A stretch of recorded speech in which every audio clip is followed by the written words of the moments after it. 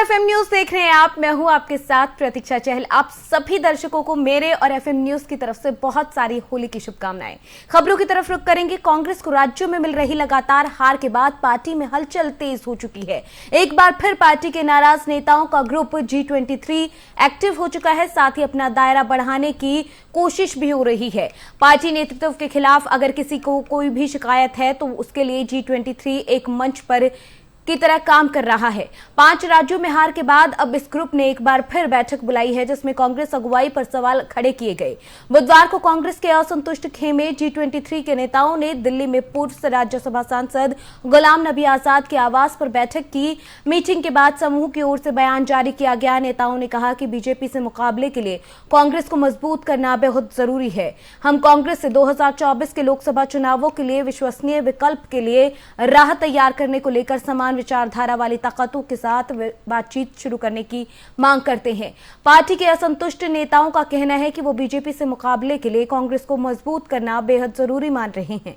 Meeting के बाद कांग्रेस के 18 नेताओं ने एक प्रेस रिलीज जारी कर कहा, विधानसभा चुनाव में कांग्रेस को मिली करारी शिकस्त और लगातार नेताओं कार्यकर्ताओं का पार्टी छोड़कर जाने के सिलसिले पर ध्यान नहीं दिया जा रहा। उसी मुद्दे पर चर्चा करने के लिए बैठक बुलाई गई थी। कांग्रेसी नेताओं ने पार्टी आलाकमान से अपील की है कि वो समान विचारधारा वाले दलों से बात करें ताकि बीजेपी को चुनौती देने के लिए एक अच्छा विकल्प तैयार हो सके। ये बयान गुलाम नबी आजाद, कपिल सिब्बल, मनीष तिवारी, अखिलेश प्रताप सिंह, शंकर सिंह बघेला, शशि थरूर, MA खान, संदीप दीक्षित, विवेक तनखा, आनंद शर्मा, पृथ्वीराज चौहान, भूपेंद्र सिंह हुड्डा, राज बब्बर, मणिशंकर अय्यर, PJ कुरियन, राजेंद्र कौर भट्टल, कुलदीप शर्मा और परनीत कौर के नाम से जारी किया गया। इससे पहले चर्चा के लिए कांग्रेस के बागी नेताओं ने कपिल सिब्बल के घर को चुना था, लेकिन नेताओं की ये राय थी कि वो नहीं चाहते कि संदेश आए कि कपिल सिब्बल ने जो बयान दिया उसका G20 के बाकी नेता भी समर्थन करते हैं। 5 राज्यों में मिली हार के बाद G23 गुट की दूसरी बैठक हुई। इससे पहले 11 फरवरी को गुलाम नबी आजाद के घर पर बैठक हुई थी। इस बैठक में कपिल सिब्बल और मनीष तिवारी भी शामिल हुए थे। इस बैठक में कांग्रेस आलाकमान से पार्टी अध्यक्ष की मांग की गई थी।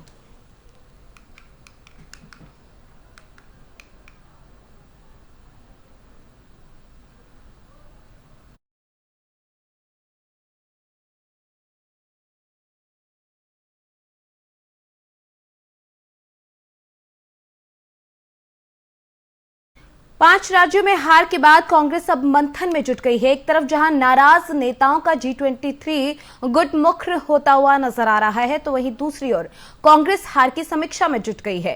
कांग्रेस अध्यक्षा सोनिया गांधी ने चुनावी हार की समीक्षा के लिए 5 नेताओं को नियुक्त किया, जो समीक्षा के बाद पार्टी में जरूरी संगठनात्मक बदलावों को लेकर सुझाव भी देंगे। इससे पहले सोनिया गांधी ने 5 चुनावी राज्यों में अध्यक्षों से इस्तीफा मांगा था। कांग्रेस राज्यसभा सांसद रजनी पाटिल को गोवा की जिम्मेदारी दी गई है।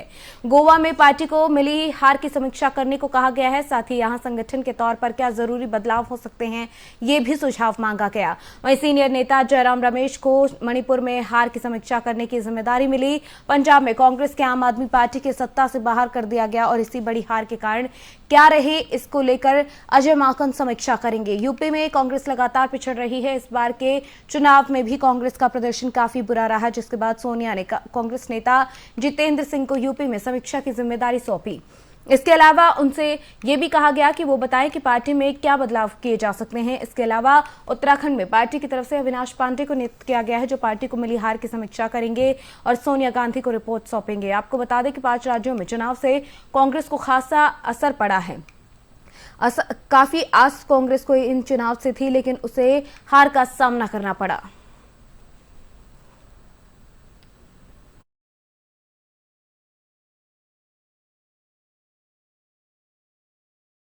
वहीं देश भर में चल रहे हिजाब विवाद पर कर्नाटक हाईकोर्ट ने अहम फैसला लेते हुए छात्राओं की तरफ से दाखिल की गई याचिका को खारिज कर दिया और ये माना कि हिजाब धर्म का अनिवार्य हिस्सा नहीं है, जिसके बाद हिजाब को लेकर विवाद और ज्यादा बढ़ गया।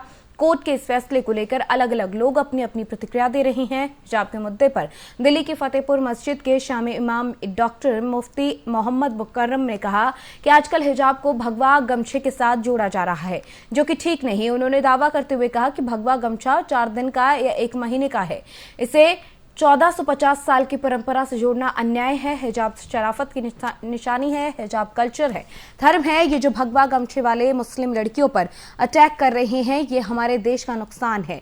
उन्होंने कहा कि मुसलमानों को अपनी फिक्र नहीं है, लेकिन भारत की जनता को इसकी बहुत बड़ी सजा भुगतनी पड़ेगी। इसके साथ उन्होंने कहा कि हम भारत सरकार, प्रधानमंत्री और राष्ट्रपति से अपील करते हैं कि भारत में आजकल नफरत चल रही है, जो देहरादून से शुरू हुई, जो गमछा चल रहा है, इसकी पाबंदी लगाई जाए। उन्होंने कहा कि हमें ताज्जुब है कि कर्नाटक हाईकोर्ट ने हिजाब पर पाबंदी लगा दी, जिससे हजारों मुस्लिम महिलाओं का भविष्य अंधकार में चला गया। उन्होंने कहा कि हमारा 1450 साल पुराना धर्म है, जो हमारा कल्चर है, इसमें भारत सरकार और अदालतों को सोचने की जरूरत है।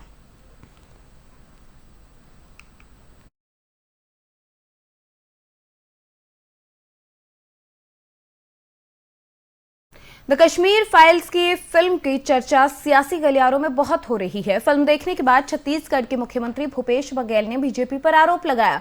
उन्होंने कहा बीजेपी के सहयोग से चलने वाली केंद्र सरकार ने उस वक्त नरसंहार को रोकने की कोशिश नहीं की थी। और क्या कुछ उन्होंने कहा, सुनिए जरा। पिक्चर में आधा सच दिखाया गया है। हालांकि जो हीरो कृष्णा है वो उसके भाषण में सारी बातें कह दी जाती है। वहाँ सब लोगों की जो भी भारत के प्रति सद्भावना रखते हैं, अपने आप को भारतीय समझते हैं, उनके चाहे वो सिख हो, चाहे बौद्धिस्ट हो, चाहे मुस्लिम हो, सबकी हत्याएं हुई है और मंदिर भी तोड़े गए और मस्जिद भी तोड़े गए। तो टेररिस्ट की जो है आतंकवाद कोई धर्म नहीं होता। तो धर्म के आड़ में वो हिंसा करते हैं या राजनीति करते हैं। तो इस बात को हम लोगों को समझना होगा कि यदि ये राजनीति करना चाहते हैं और इसके माध्यम से 2024 की तैयारी कर रहे हैं तो बहुत गलत दिशा में देश को ले जाने वाली बात है। उस समस्या का समाधान ढूंढा जाना चाहिए। कश्मीरी पंडितों को उसको वापस बसाने की दिशा में भारत सरकार ने कुछ नहीं किया और उनके लिए जो उनको स्टाइपेंड मिलता है, पेंशन मिलता है, उसमें अभी तक कोई वृद्धि नहीं की गई। दो तरह की बातें कही जा रही हैं फिल्म को देखने के बाद। एक पक्ष कह रहा है कि ये प्रोपेगेंडा है और दूसरा बोल रहा है कि वहाँ का सच दिखाया गया है। आप फिल्म देख रहे हैं, आपको क्या लगता है? सच तो एक हिस्सा दिखाया गया है। यदि होलिका दहन और होली के त्योहार को देखते हुए बलरामपुर जिले में पुलिस की टीम अलर्ट पर है। लगातार सरहदी इलाकों में साथ साथ शहरी इलाकों में भी पेट्रोलिंग की जा रही है। एसपी और एडिशनल एसपी के साथ साथ एसडीएम और अन्य अधिकारी झारखंड और मध्य प्रदेश की सरहद पर पुलिस जवानों के साथ फ्लैग मार्च कर रहे हैं। आपको बता दें कि पुलिस की टीम ने संभावित इलाकों में जहां पर कुछ घटनाओं की आशंका होती है, वहां अभी से पुलिस की टीम तैनात कर दी है। साथ ही लगातार मुखबिरों को भी अलर्ट कर दिया है। 2-3 साल पहले होली के दिन ग्राम पंचायत मनोहरपुर में पुलिस और जनता के बीच एक बड़ा विद्रोह हुआ था। उसमें एक ग्रामीण की जान भी चली गई थी। उसके बाद से बलरामपुर जिले में होली के दिनों में पुलिस की टीम बहुत ज्यादा गंभीर हो गई है। ये न सिर्फ रात को पेट्रोलिंग कर रहे हैं, बल्कि दिन में भी पेट्रोलिंग को बढ़ा दिया गया है। और होली पर्व के मद्देनजर और जो अपना शब बारात है, उसमें विभिन्न धर्म संप्रदाय के बीच में सामाजिक सौहार्द बना रहे और पुलिस की उपस्थिति सभी को पता चले और कोई भी असामाजिक तत्व या ऐसी समरसता को बिगाड़ने वाले कोई असामाजिक तत्व हैं जो हमारी सामाजिक समरसता या धार्मिक समरसता को बिगाड़ना चाह रहे हों, उनके खिलाफ में एक कड़ा संदेश जाए कि पुलिस मुस्तैद है और होली और आगामी त्योहारों के लिए तैयार है। ऐसी कानून व्यवस्था ड्यूटी से निपटने के लिए आज फ्लैग मार्च निकाला गया है।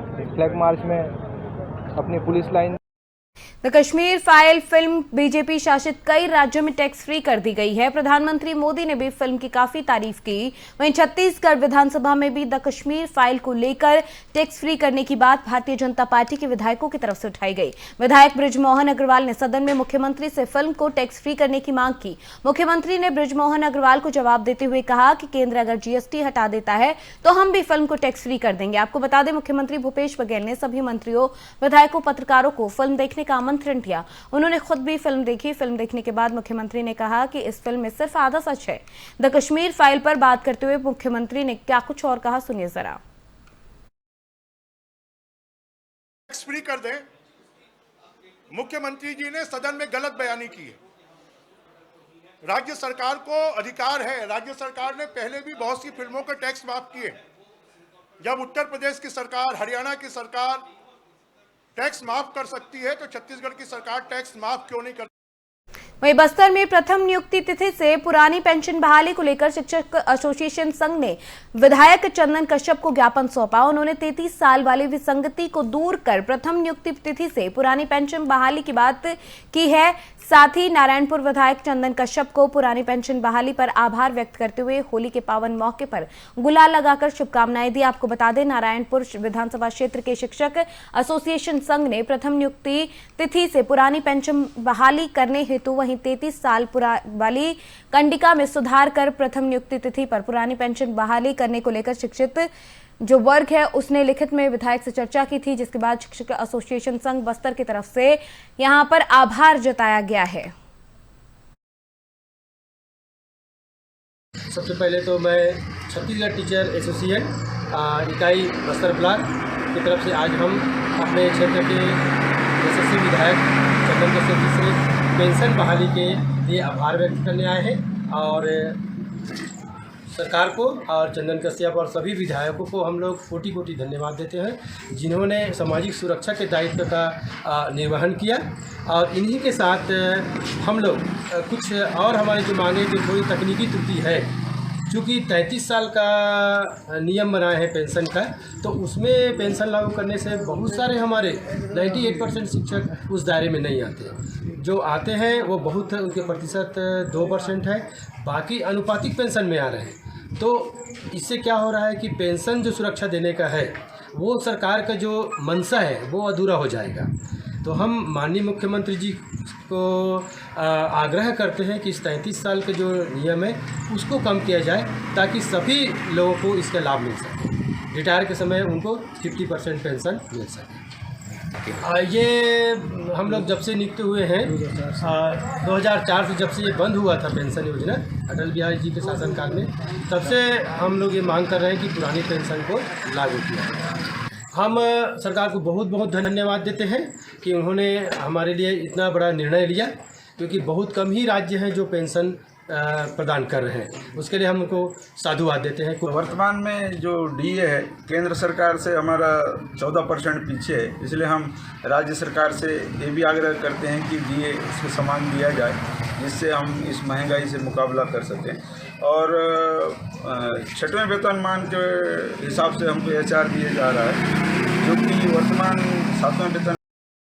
बेमेतरा में ओपीपाल पुलिस महानिरीक्षक दुर्ग रेंज दुर्ग और विलास भोसकर संदीपान, जिले के कलेक्टर और जिला दंडाधिकारी धर्मेंद्र सिंह पुलिस अधीक्षक बेमेतरा की ओर से रक्षित केंद्र बेमेतरा परिसर में स्थित ऑफिस मेस भवन का रिबन काटकर लोकार्पण किया गया। साथ ही फलदार और छायादार पौधों का जो वृक्षारोपण है वो कर प्रकृति संरक्षण जैसे पुनित कर्तव्यों का निर्वहन भी किया गया। आपको बता दें कि ओपीपाल पुलिस महानिरीक्षक दुर्ग रेंज दुर्ग ने राजपत्रित अधिकारियों और थाना प्रभारियों को नगर की परंपरा के अनुरूप आगामी होली त्योहार शांतिपूर्वक और सौहार्दपूर्ण वातावरण में मनाने और अन्य कानून व्यवस्था ड्यूटी के संबंध में निर्देश भी दिए।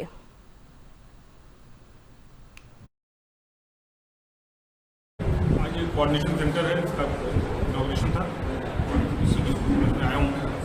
इसके बाद अधिकारियों की एक बैठक है जिसमें सामान्य निर्देश विशेष तौर पर।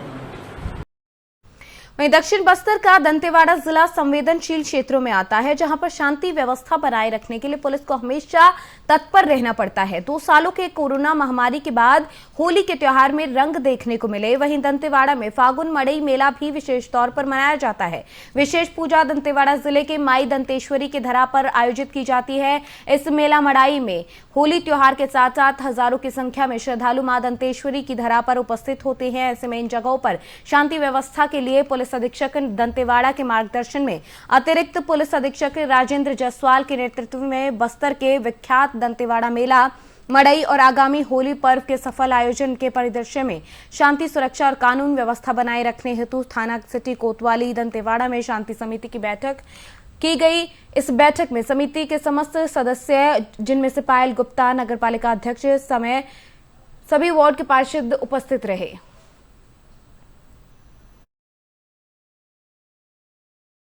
में शांति समिति की बैठक हुई, जिसमें नगर के सारे पार्षद अध्यक्ष गणमान्य नागरिक उपस्थित थे।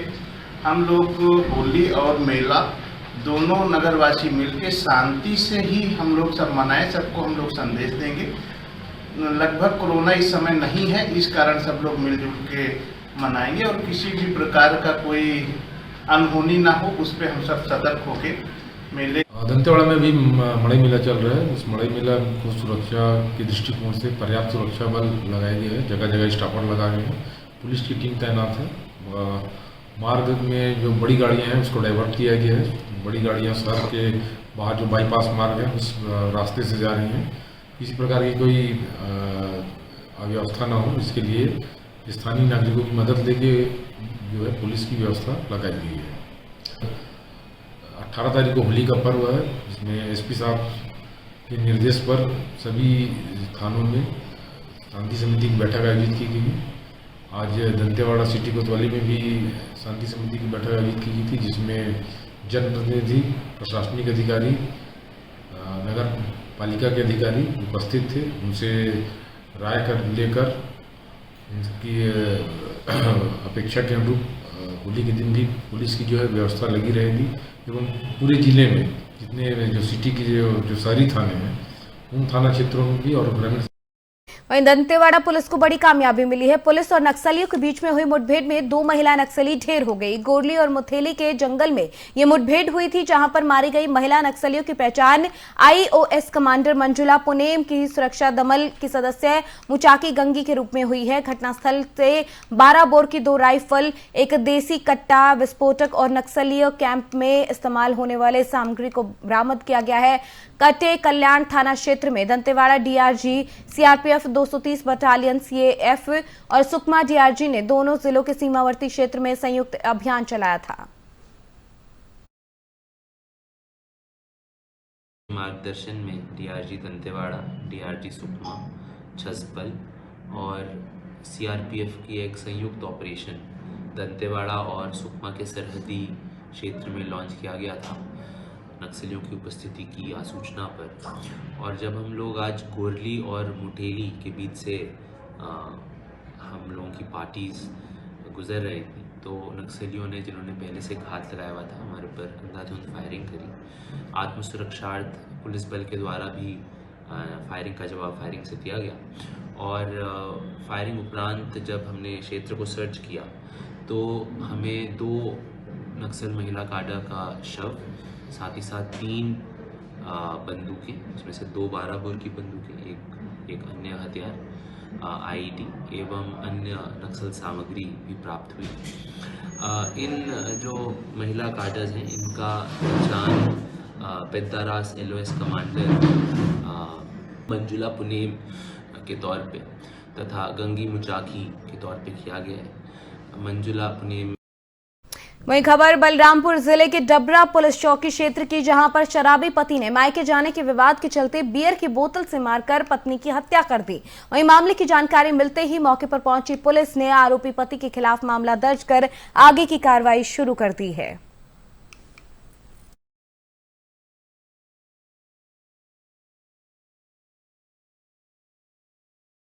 होली के रंग अक्सर केमिकल और मिलावट की वजह से एक बुरा अनुभव छोड़ जाते हैं, जिसके चलते रंगों के त्योहार के खुशनुमा माहौल को बरकरार रखने के लिए जनपद कार्यालय बस्तर में महिला स्वयं सहायता समूह की तरफ से हर्बल गुलाल का स्टॉल लगाया गया।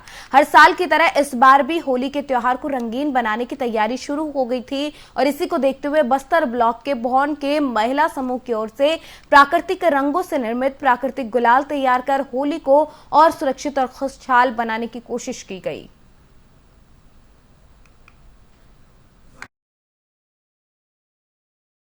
पंचायत बस्तर के परिसर में हमारे सीओ सर के मार्गदर्शन के आधार पर हम लोगों ने एक बिहान समूह का स्टॉल लगाया है, जिसमें हम लोगों ने हर्बल गुलाल, आप लोग जैसे जानते हैं कि लोग अभी केमिकल से फ्री होना चाह रहे हैं, है ना। जो आप लोग केमिकल यूज़ करते हैं गुलाल को, तो उससे कई ज़्यादा नुकसान होते हैं। तो उसके लिए हम लोगों ने समूह को एक ट्रेनिंग दे करके एक हर्बल गुलाल तैयार करने का प्रयास किया है, छोटा सा। तो हमारे भोंड के कुदई माता समूह के द्वारा ये गुलाल तैयार किया जा रहा है, और जिसका कि आज स्टॉल यहाँ पे लगाया गया है। आप लोग इसको, जैसे जगदलपुर में हमारा सतरंगी जो हमारे एक ट्राइबल टोकरी संस्था है, उनके माध्यम से भी इसको प्रमोट किया जा रहा है। तो वहाँ से भी इस चीज़ को आप लोग परचेस कर सकते हैं और सभी लोग हर्बल गुलाल का उपयोग करें। और वहीं मुंगेली जिले के लोरमी में होली के दौरान शांति बनाए रखने और खुलेआम चल रहे जुआ, सट्टे और अवैध नशा कारोबार को रोक लगाने के लिए प्रशासन की तरफ से लगातार कार्रवाई की जा रही है। साथ ही पुलिस प्रशासन की तरफ से लोरमी नगरवासी और जनप्रतिनिधियों को लेकर शांति व्यवस्था बनाए रखने की अपील की गई और बैठक की गई, जिसके तहत अवैध शराब माफियाओं के ऊपर आबकारी एक्ट के तहत कई कार्रवाई कर दी गई है। वहीं लोरमी नगर के पुलिस प्रशासन के दुरामैन रोड चौराहों पर कैंडल मार्च निकालकर लोगों से शांति की अपील भी की गई।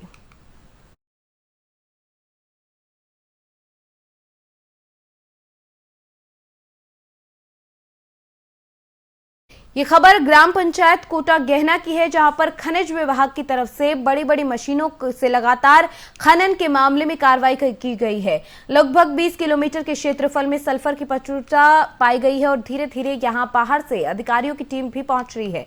अधिकारियों की टीम ग्राम पंचायत से प्रस्ताव मांगकर काम शुरू करना चाहती है, लेकिन बड़ी बड़ी मशीनें और विस्थापन का डर ग्रामीणों को सताने लगा है। 3 से 4 गाँव के ग्रामीणों ने विशेष ग्राम सभा का आयोजन करते हुए इस खनिज के सर्वे काम को बंद कराए जाने हेतु प्रस्ताव पारित किया, जिसमें कलेक्टर से भी मांग की है कि ग्रामीणों का कहना है कि सालों से वो इस जमीन पर खेती किसानी का काम कर रहे हैं। ये उनके पूर्वजों की निशानी है। अगर यहाँ पर खनन का काम शुरू होता है तो पूरी जमीन बंजर हो जाएगी, उन्हें यहाँ से हटा दिया जाएगा, जिसको लेकर वो बेहद परेशान है और को अपने हाथ नहीं कराने देना चाहते। गांव के सरपंच ने कहा कि अधिकारी लगातार उनसे संपर्क कर रहे हैं, लेकिन गांव के हित के कारण वो उनसे मिलना नहीं चाहते। वहीं जब हमने इस संबंध में इस काम को लेकर अधिकारियों से बात करनी चाहिए तो उन्होंने कहा कि अभी सिर्फ सर्वे का काम हुआ है, लेकिन कैमरे पर आने को कोई भी तैयार नहीं हुआ।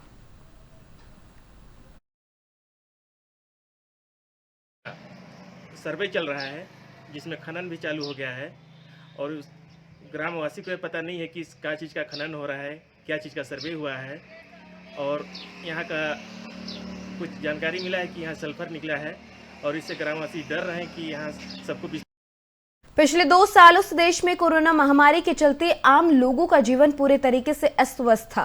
लॉकडाउन के चलते लोगों के त्योहार भी प्रभावित कर रहे थे, क्योंकि कोरोना के चलते लोग घरों से बाहर नहीं निकलते थे और उसके चलते बाजारों की रौनक भी 2 सालों से गायब रही। व्यापारियों के चेहरे मायूस थे, लेकिन धीरे धीरे आय का जरिया अब उन्हें दिखने लगा, क्योंकि इस साल होली के त्योहार में व्यापारियों के साथ साथ बच्चे और बुजुर्ग भी खुशी से झूम रहे हैं।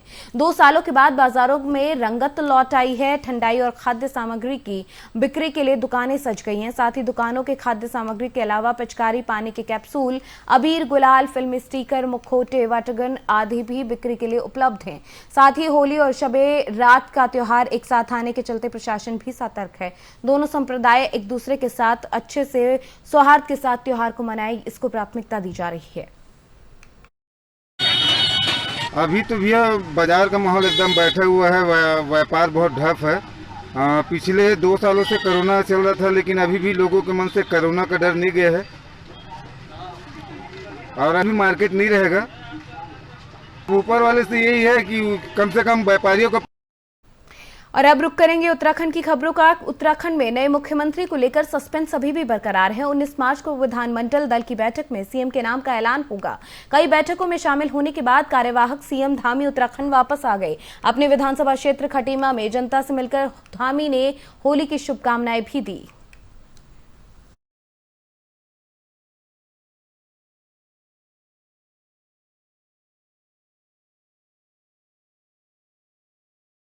उत्तराखंड के पूर्व मुख्यमंत्री हरीश रावत अक्सर सुर्खियों में रहते हैं। अपने अलग अलग अंदाज के चलते हरीश रावत चर्चाओं में रहने के साथ ही सोशल मीडिया पर भी छाए रहते हैं। विधानसभा चुनाव में मिली करारी हार के बाद हरीश रावत पार्टी कार्यकर्ताओं के मनोबल को बढ़ाने में जुटे। राजधानी देहरादून में हरीश रावत ने ढोलक बजाकर कार्यकर्ताओं के साथ होली खेली, सभी को शुभकामनाएं दी। चुनाव में मिली हार के बाद जहां बहुत से नेता जनता से दूरी बनाकर चल रहे हैं, वहीं हरीश रावत लोगों के बीच पहुंचकर आम जनता से हार के कारणों पर चर्चा कर रही हैं।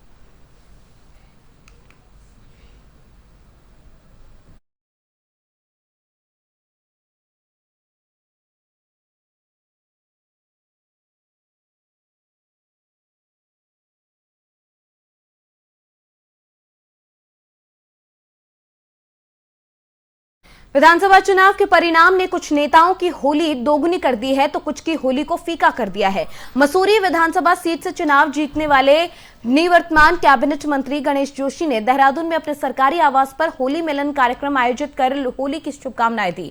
गणेश जोशी ने कहा कि 10 मार्च से ही बीजेपी के कार्यकर्ता होली मना रहे हैं। ये होली का रंग दोगुना इसलिए भी क्योंकि प्रदेश में बीजेपी फिर से प्रचंड बहुमत के साथ जीत कर आई है। मोदी मैजिक के चलते इस बार फिर से विपक्ष धराशायी हो गया।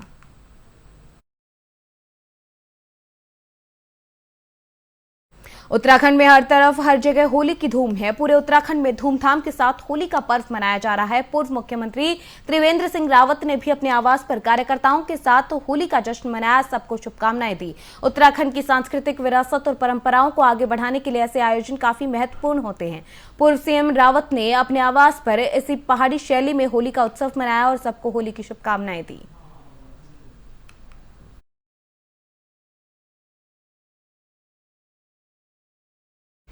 होली को लेकर डीजीपी अशोक कुमार ने प्रदेशवासियों को शुभकामनाएं दी हैं। उन्होंने कहा कि होली के पावन पर्व को सादगी के साथ मनाएं, किसी प्रकार का कोई हुड़दंग ना करे।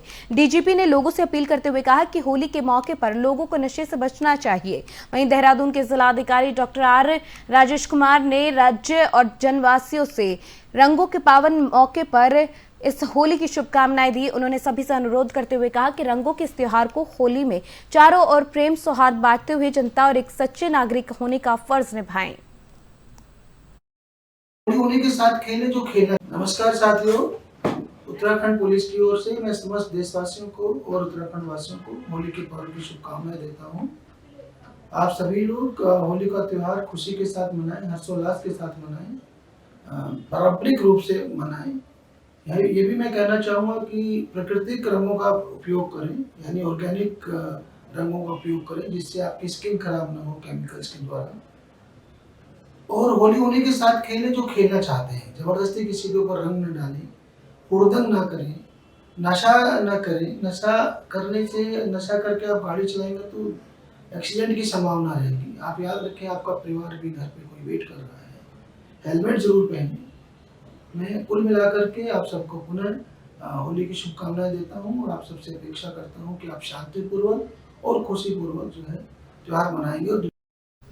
होली के पर्व पर इस बार लोगों में बड़ा उत्साह देखने को मिल रहा है। नगर में सुबह से ही होली का पूजन को लेकर जो है दूसरे लोग जो रंग लगाते नजर आए, पूजन को लेकर तैयारी करते नजर आए। विधि विधान के साथ होली का पूजन किया गया, परिवार में खुशहाली के लिए प्रार्थना की। वहीं बच्चे भी एक दूसरे को रंग और गुलाल लगाते हुए नजर आए।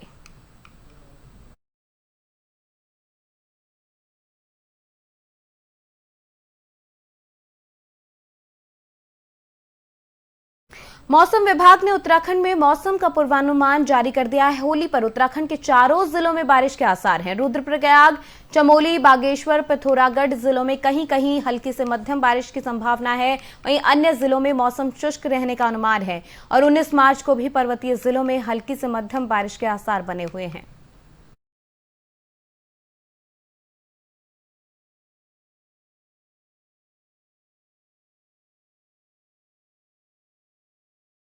उत्तराखंड में बीजेपी की बम्पर जीत के बाद नई सरकार को लेकर कई तरह की अटकलें लगाई जा रही हैं। दिल्ली में सीएम पद और नए मंत्रिमंडल को लेकर चर्चा हो रही है। इसी बीच एफएम न्यूज ने की बीजेपी विधायक रेखा आर्या से खास बातचीत। क्या कुछ उन्होंने कहा, सुनिए जरा। उत्तराखंड का अगला मुख्यमंत्री कौन होगा, महिला होगी, पुरुष होगा, ये सवाल खड़े हो रहे हैं। मेरे साथ अभी विधायक रेखा आर्य हैं, जो कि उत्तराखंड राजनीति में एक बहुत बड़ा नाम रखती है अपने आप में, क्योंकि महिला बाल विकास मंत्री भी हैं।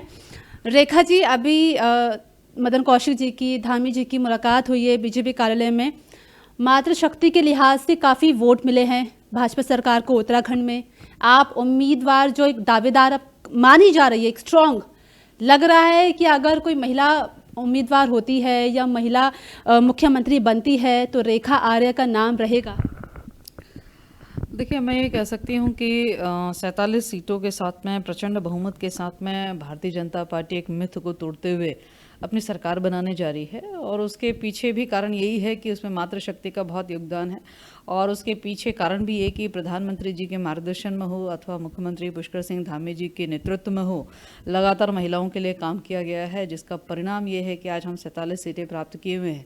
और मैं समझती हूँ कि अब आने वाले समय में कौन उत्तराखंड का मुख्यमंत्री होगा, इस विषय को लेकर हमारा केंद्रीय नेतृत्व लगातार अपनी बैठकें कर रहे हैं, और मैं मानती हूं कि जो उत्तराखंड के हित में बढ़िया हो, जो उत्तराखंड का चहुमुखी विकास कर सके, जो उत्तराखंड को नए विजन के साथ में प्रधानमंत्री मोदी जी के मार्गदर्शन में जो चला सके, मैं समझती हूं कि नेतृत्व की तरफ से जो हमारा उच्च नेतृत्व है वो जिनका भी चयन करेंगे मैं होंगी, हमारी पूरी 47 विधायकों की टीम होगी, वो पूरे उनके साथ खड़ी है। ऐसा भी कहा जा रहा है कि रेखा आर्य को रितु खंडूरी भी जो है टक्कर दे सकती है। देखिए, मेरा तो साफ कहना है कि मेरे लिए सबसे बड़ा हित, या मैं समझती हूँ कि भारतीय जनता पार्टी के प्रत्येक विधायक का जो सबसे बड़ा ओपिनियन होगा वो यही होगा कि उत्तराखंड के हित में निर्णय हो, पार्टी के हित में निर्णय हो, जो उच्च नेतृत्व तय करेंगे उनके साथ हम लोग खड़े रहेंगे, और मैं समझती हूँ जो बेहतर होगा वह निर्णय हमारा केंद्रीय नेतृत्व लेगा। अभी पार्टी कार्यालय में ये बैठक भी चली है, मुलाकात हुई है, मुलाकात खत्म हो चुकी है, तो क्या आपसे कोई बात हुई है कि क्या रहा? देखिए, अभी मुझसे कोई बात नहीं हुई है, और मैं सामान्यतः मैं समझती हूँ कि भरोसा रखती हूँ कि उत्तराखंड के परिप्रेक्ष्य में अच्छा और उचित निर्णय हमारा केंद्रीय नेतृत्व हमेशा से करते आए हैं और आगे भी करेंगे। ये भी कहा जा रहा है कि बैठक में समीक्षा की गई है हार को लेकर, धामी जी की सीट को लेकर, जो बड़ा सवाल अभी बनता हुआ नजर आ रहा है। ऐसे में कोई फेरबदल हम सोच सकते हैं? देखिए, बैठक में क्या हुआ और क्या नहीं हुआ इस विषय की तो मुझे कोई जानकारी नहीं है, लेकिन मुझे इस बात की खुशी रहेगी कि जल्दी से जल्दी जो है उत्तराखंड को अपना नेतृत्व जो है वो केंद्रीय नेतृत्व सौंपने जा रहे हैं, उसका निर्णय जल्दी होगा, ऐसा मुझे उम्मीद है। एक आखिरी सवाल है, हरीश रावत को लेकर है। विपक्षी पार्टी, हरीश रावत बड़ा चेहरा है, कह रहे हैं कि मुझे पार्टी से निकाल सकते हैं, उनके ऊपर जो आरोप लगे हैं पद को लेकर और टिकट इसको लेकर कि उन्होंने टिकट को बेचा है। देखिए, मुझे लगता है कि पूर्व मुख्यमंत्री हरीश रावत जी जो कि विभिन्न पदों में भी रहे हैं और बहुत ही उच्च पदों पे भी रहे हैं, उत्तराखंड का नेतृत्व भी किया है, और किस प्रकार से 2015-16 में किस प्रकार से उत्तराखंड को आकंठ भ्रष्टाचार में डुबा कर वो ले गए थे, और अपनी कुर्सी बचाने के चक्कर में उन्होंने क्या नहीं किया, उसके लिए मैं समझती हूँ कि प्रत्यक्ष जो है उनके ऊपर जो स्टिंग किया गया था वह भी सामने ही है। और जिस प्रकार से उनके बड़े ही खास मंत्री उस समय उनके औद्योगिक सलाहकार हुआ करते थे, आज उन्होंने जिस प्रकार से अभिव्यक्त किया है कि टिकटों को खरीदा गया है अथवा बेचा गया है, और किस प्रकार के विषयों को रखा गया जिसके कारण से कांग्रेस जो है परास्त हुई है, और जिसके कारण से मैं समझती हूँ कि जनता ने भी चाहे 2017 का चुनाव हो और चाहे 2022 का चुनाव हो, जनता उनको सीधे सीधे से मैं समझती हूँ नकार रही है। और अभी भी उनको यदि जनता की आवाज़ समझ में नहीं आ रही तो मुझे लगता है कि शायद उनको अपनी अंतरात्मा की आवाज़ सुननी चाहिए, और जो उनके पार्टी के वरिष्ठ लोग कह रहे हैं, जो उनके पार्टी के कार्यकर्ता कह रहे हैं कि अब उनको जो है आराम करने के उनके दिन है, मुझे लगता है कि शायद उन्हें अब उस दिशा में आगे बढ़ना चाहिए। और जो पार्टी अपनी ही अंतर्कलह में इस कदर डूबी हुई है उसका भला न पहले था, न अब है, न कभी हो सकेगा। एक और सवाल सामने आ रहा है कि जैसे उत्तराखंड में जाट और ब्राह्मण एक अच्छा योगदान रखते हैं और इस लिहाज से आप लोगों को काफ़ी वोट भी मिले हैं, तभी आप लोग सरकार भी बना पाए हो। अब अगर आप सत्ता में तो आ चुके हो, उत्तराखंड की राजनीति पे आप लोग आ चुके हो, सरकार बन जाएगी, होली के बाद शपथ ग्रहण भी होगा, क्या कुछ योजनाएं आप लोग सोच रहे हैं? आप बीइंग महिला सशक्तिकरण बाल विकास मंत्री है, उस लिहाज से क्या आप इन दो पक्षों के लिए कुछ सोच रही है? देखिए, मैं समझती हूँ कि पार्टी ने अभी सबसे पहले अपने जो हमारा नेता सदन है या उत्तराखंड का नेतृत्व किसको दिया जाना है, सबसे पहले वो तय होना है, और उसके उपरांत में जो दायित्व दिए जाएंगे उसके अनुसार आदमी अपने विजन को रखेगा। मुझे लगता है कि इसके लिए अभी हम सबको इंतजार करना चाहिए। चलिए, बहुत शुक्रिया। तो महिला सशक्तिकरण और बाल विकास मंत्री रेखा आर्या बात कर रही थी। कैमरा पर्सन अंगद के साथ ओशी मंदोला, नई दिल्ली।